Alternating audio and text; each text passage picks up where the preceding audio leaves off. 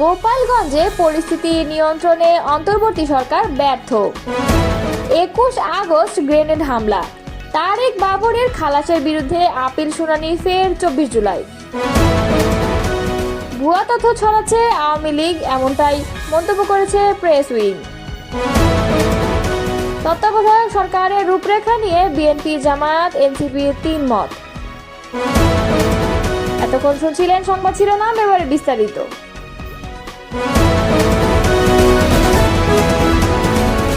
গোপালগঞ্জের সংঘর্ষকে কেন্দ্র করে আওয়ামী লীগের একটি সংঘবদ্ধ চক্র সামাজিক যোগাযোগ মাধ্যমে একাধিক পুরনো ও ঘটনার সঙ্গে সম্পর্কহীন ছবি পোস্ট করে মিথ্যা তথ্য ছড়িয়েছে বলে এক বিবৃতিতে উল্লেখ করেছে প্রধান উপদেষ্টার প্রেস উইং।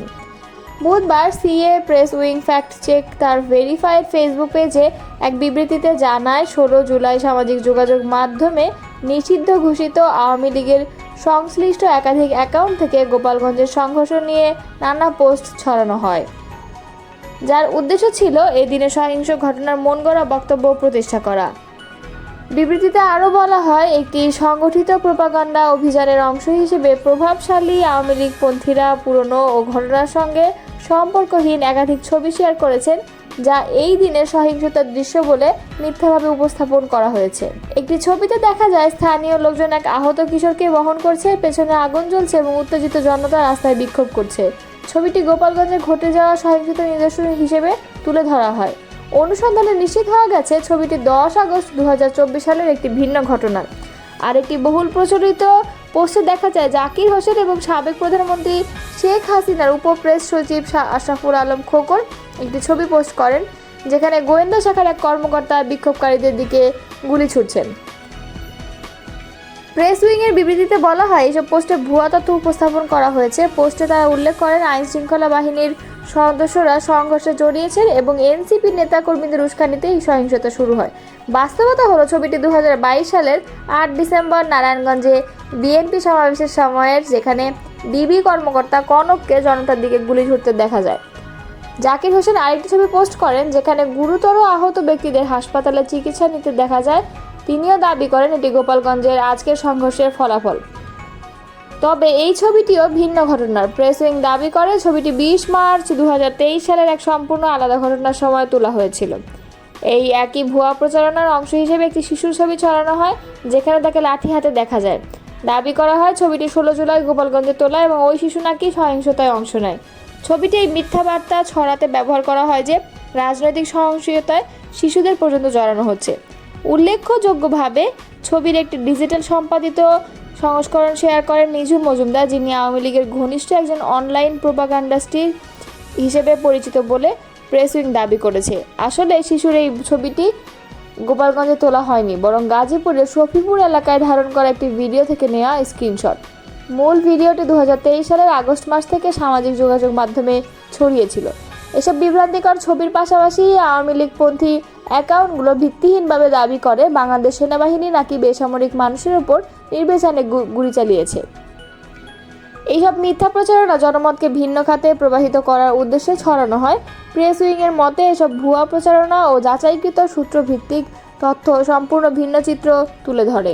জাতীয় নাগরিক পার্টির সমাবেশ ঘিরে গোপালগঞ্জে সৃষ্ট পরিস্থিতি নিয়ে অন্তর্বর্তীকালীন সরকারের সমালোচনা করছে বিএনপি। দলটির অভিযোগ, গোপালগঞ্জে পরিস্থিতি নিয়ন্ত্রণে অন্তর্বর্তী সরকার ব্যর্থ হয়েছে। গতকাল বুধবার দিনভর গোপালগঞ্জে হামলা সংঘর্ষের ঘটনায় রাতে বিএনপির ভারপ্রাপ্ত চেয়ারম্যান তারেক রহমানের সভাপতিত্বে স্থায়ী কমিটির এক সভায় এ বিষয়ে আলোচনা হয়। বৃহস্পতিবারে দুপুরে এক বিবৃতিতে এ নিয়ে সরকারের ব্যর্থতার সমালোচনা করে বিএনপি। বিবৃতিতে বলা হয়, গোপালগঞ্জের জাতীয় নাগরিক পার্টির সভায় আওয়ামী লীগের দুর্বৃত্ত ও সমর্থকদের হামলায় 4 জন নিহত হয়। গভীর নিন্দা ও ক্ষোভ প্রকাশ করেছে বিএনপি। এই ঘটনাকে গণতান্ত্রিক প্রক্রিয়াকে ব্যাহত করার নীলনকশা বলেও মনে করে দলটি। পরিস্থিতি নিয়ন্ত্রণে সরকারের ব্যর্থতার সমালোচনা করে বিবৃতিতে আরও বলা হয়, জাতীয় সংসদ নির্বাচনকে ব্যাহত করার জন্য একটি মহল পরিকল্পিতভাবে দেশের আইন শৃঙ্খলা পরিস্থিতির অবনতি ঘটাচ্ছে। মবক্রেসি, হত্যা, ছিনতাই, ডাকাতি, চাঁদাবাজি ইত্যাদি অপরাধমূলক কর্মকাণ্ড বাড়ছে। এই ব্যাপারে সরকারের সংশ্লিষ্ট বিভাগগুলোর অযোগ্যতা এবং নির্লিপ্ততা পরিস্থিতিকে আরও অবনতির দিকে নিয়ে যাচ্ছে বলে অভিযোগ করেছে বিএনপি। একই সঙ্গে অবিলম্বে অপরাধীদের গ্রেফতার করে আইনের আওতায় আনার জন্য সরকারের প্রতি আহ্বান জানিয়েছে দলটি। নির্বাচনকালীন তত্ত্বাবধায়ক সরকার ব্যবস্থা পুনর্বহালের বিষয়ে রাজনৈতিক দলগুলো একমত, কিন্তু এই সরকারের রূপরেখা কেমন হবে তা নিয়ে দলগুলোর মধ্যে মতভিন্নতা রয়েছে। বিশেষ করে এই সরকারের প্রধান উপদেষ্টা নিয়োগের প্রক্রিয়া নিয়ে বিএনপি, জামায়াতে ইসলাম ও জাতীয় নাগরিক পার্টি জাতীয় ঐক্যমত্য কমিশনের কাছে আলাদা আলাদা প্রস্তাব দিয়েছে। সংবিধান সংস্কার কমিশন জাতীয় সাংবিধানিক কাউন্সিলের মাধ্যমে তত্ত্বাবধায়ক সরকারের প্রধান উপদেষ্টা নিয়োগের প্রস্তাব করেছিল। তবে ঐক্যমত্য কমিশনের সঙ্গে রাজনৈতিক দলগুলোর আলোচনার পরিপ্রেক্ষিতে এনসিপির প্রস্তাব বাদ দেওয়া হয়। এর ফলে সংস্কার কমিশনের দেওয়া তত্ত্বাবধায়ক সরকার ব্যবস্থার রূপরেখার সুপারিশও বাদ হয়ে যায়।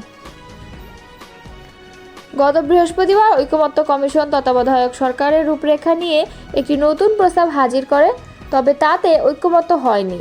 এর মধ্যে গত রোববার বিএনপি ঐক্যমত্য কমিশনের আলোচনায় একটি প্রস্তাব উত্থাপন করে। পরদিন সোমবার কমিশনের কাছে আলাদা প্রস্তাব জমা দেয় জামায়াত, আর এনসিপি প্রস্তাব দিয়েছিল গত মে মাসে। আগামী সপ্তাহে রাজনৈতিক দলগুলোর সঙ্গে ঐক্যমত্য কমিশনের বৈঠকে এসব প্রস্তাব দিয়ে আলোচনা করে হতে পারে।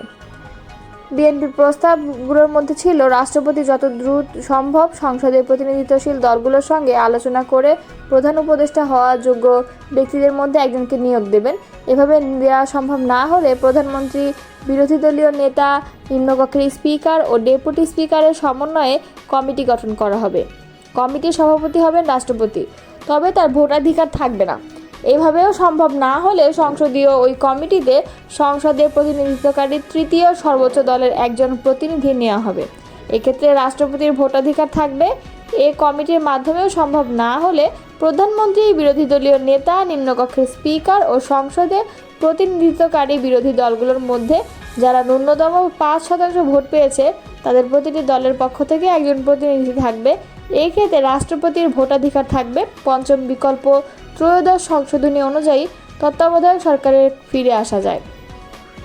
এক্ষেত্রে রাষ্ট্রপতিকে না রাখার বিষয়ে সব দলীয় মধ্যে একমত হয়েছে, তবে সর্বশেষ পন্থা হিসেবে রাষ্ট্রপতিকে রাখা যায় কিনা বিবেচনা করা যেতে পারে।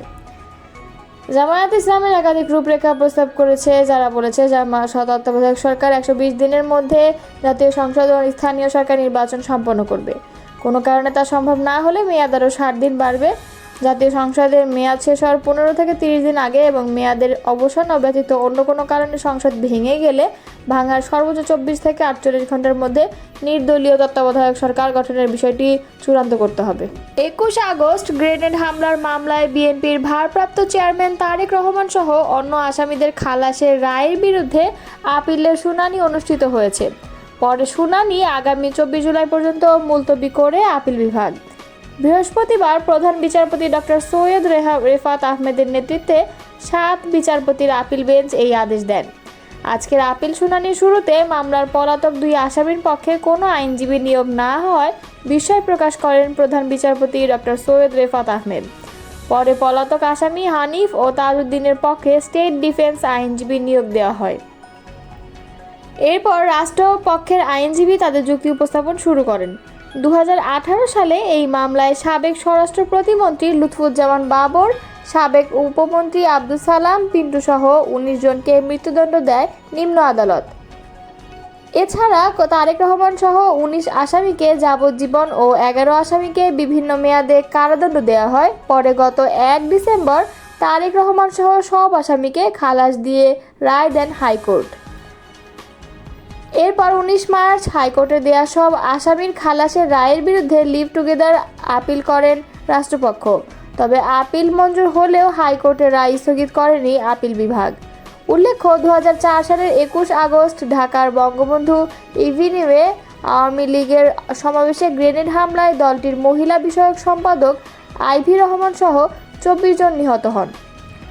আহত হন প্রায় 300 জন। এই ঘটনার পর মামলাগুলো দায়ের করা হয়। ওই হামলায় তৎকালীন বিরোধী দলীয় নেত্রী ও আওয়ামী লীগ সভাপতি শেখ হাসিনা অল্পের জন্য রক্ষা পান।